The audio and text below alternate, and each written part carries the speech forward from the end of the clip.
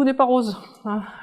C'est pas pour vous donner un exemple d'une success story, mais plutôt pour vous dire, il y a des choses qui sont quand même, on n'a pas réglé le problème, on ne sait pas encore bien, c'est en cours, c'est une recherche en cours. Bon, voilà. On est toujours dans cette idée, est-ce qu'on va tomber dans une recette appliquée? La discussion qu'on a eue tout à l'heure, c'est exactement ça, on est exactement dans le même type de difficulté, parce que on est toujours en train de se dire, finalement, l'expérience d'un tel qui est au fin fond de la Bretagne, en quoi ça peut être une ressource pour celui qui est dans les Alpes? On n'a pas de réponse absolue pour l'instant. En tout cas, c'est quelque chose qui est en discussion. Et on essaye mon travail à moi, c'est d'essayer de voir comment se font ces échanges de pair à pair et via ces fiches pour voir quel est le degré de décontextualisation qui est intéressant dans telle ou telle situation. Ou comment, finalement, on peut faire un aller-retour entre des connaissances génériques et des connaissances qui sont spécifiques, dépendantes d'un contexte local. Et c'est quoi ce contexte? Comment est-ce qu'on peut l'exprimer?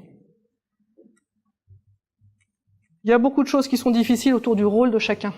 Donc cette idée de nouveau système de connaissances agricoles, ça n'a rien d'évident. C'est super compliqué parce qu'on ne sait pas très bien finalement la participation des agriculteurs, au-delà du fait de venir et d'échanger, de témoigner, c'est quoi? Et puis quand un éleveur va être expérimenté, ce qui va arrêter de venir ou ce qui va continuer à venir? C'est-à-dire, est-ce que c'est un groupe de novices et les experts y s'en vont? Ou est-ce qu'on a un groupe où on a aussi des gens expérimentés qui vont pouvoir partager leur savoir-faire? Une autre chose difficile que j'ai pas trop évoquée, c'est le rôle des accompagnateurs, c'est-à-dire des conseillers, formateurs, agents de développement, qui eux sont toujours tiraillés finalement entre leur rôle d'experts qu'ils ont appris, qu'ils ont pratiqué beaucoup, et puis l'idée que là ils veulent pas être ceux qui disent la vérité, ils sont souvent comme ça, et qui sont plutôt facilitateurs, organisateurs, et avec l'idée, je crois une question qui m'a été posée, effectivement, le danger de devenir un nouveau gourou, finalement, qui recréerait une dépendance des agriculteurs vis-à-vis de cette connaissance rare, qui serait comment piloter un système complexe.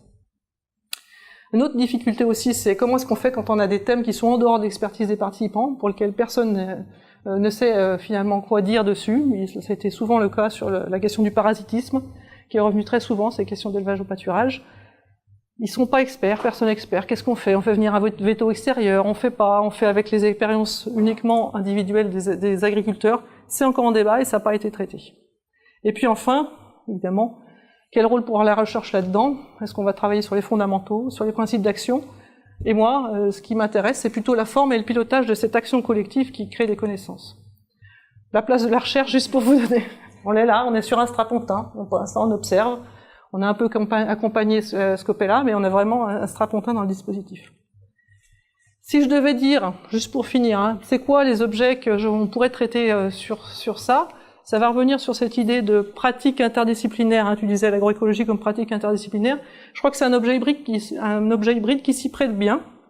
On va pouvoir travailler différentes questions scientifiques. Moi, je vais dire, dans ma communauté, je vais m'intéresser à la manière dont on peut piloter ces communautés de savoir, communautés pratiques ou épistémiques. C'est des théories qui sont dans ma discipline et je vais m'intéresser à la manière dont on peut les piloter. Ça, c'est une question très disciplinaire qui m'est propre sur un objet qui est agroécologique, qui pourrait être autre chose, mais celui-là, il est comme ça. Une question plus interdisciplinaire, et là je travaille avec Daniel Bagda pour ceux qui la connaissent, qui est écologue, c'est comment est-ce qu'on peut produire des connaissances génériques à partir des expériences situées, quel est le niveau de décontextualisation, comment formaliser le contexte, etc. Ça, c'est une question qui est un peu interdisciplinaire, qui est un peu dans un espace entre nous, on va dire. Et puis de son côté, elle pourrait avoir la question de se poser comment est-ce qu'on produit des connaissances actionnables sur la dynamique des populations végétales. On pourrait rediscuter avec Marie-Laure, en quoi, finalement, de se poser la question de la structure fonctionnelle va être différente si on se situe dans ce cadre-là ou si on se situe dans une perspective plus fondamentale. Puis il y en aura certainement d'autres, ça c'est celle que moi je peux formaliser, mais évidemment elles seront dépendantes du chercheur, de sa trajectoire et de sa relation effectivement à l'objet.